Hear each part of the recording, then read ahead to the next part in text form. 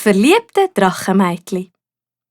Die Ursula, das Drachenmeitli mit den gelben Flügeln, liegt auf der grünen Wiese. Sie träumt. Sie träumt vom Alexander, dem schönsten Drachenbub im ganzen Drachenland. Der Alexander mit dem süßen Lachen und den grünen Flügeln. Es gibt nichts, was die Ursula lieber machen würde, als einisch mit dem Alexander zusammen übers Land zu fliegen.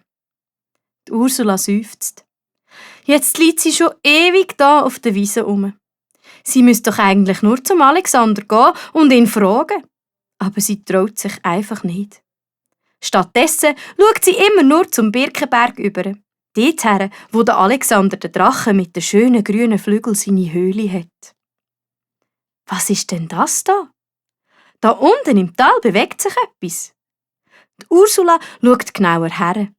Und da erkennt sie einen Ritter auf seinem Ross. Er reitet am Fluss entlang auf den Birkenberg zu. Normalerweise macht es der Ursula grossen Spass, die Ritter zu verschrecken.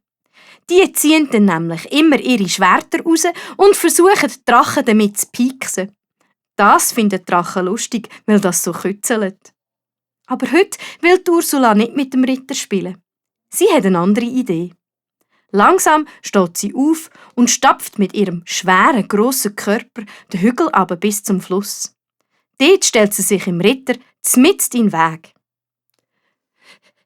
«Hilfe, ein Drache!» schreit der Ritter. Hektisch greift er nach seinem Schwert und zieht es raus. Sein Ross bäumt sich auf und die Ritterrüstung klappert laut. «Ist ja gut», sagt Ursula. «Jetzt beruhig dich doch!» «Mach mir bitte nichts!» stammelt der Ritter. Ich habe ein Schwert und wenn du mir etwas machst, dann kämpfe ich mit meinem Schwert und werde ein Held und heirate eine Prinzessin und...»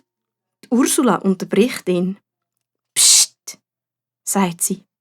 Da ist der Ritter natürlich sofort ruhig. «Sag, reitest du zum Birkenberg?» fragt Ursula. Der Ritter nickt ängstlich. Kennst du die Höhle vom Alexander?» Der Alexander? Vor Schreck klappert der Ritter wieder laut mit seiner Rüstung. Der gefährlich, riesig Monsterdrache! «Hey!» ruft Ursula verärgert. «Sag nichts gegen den Alexander!»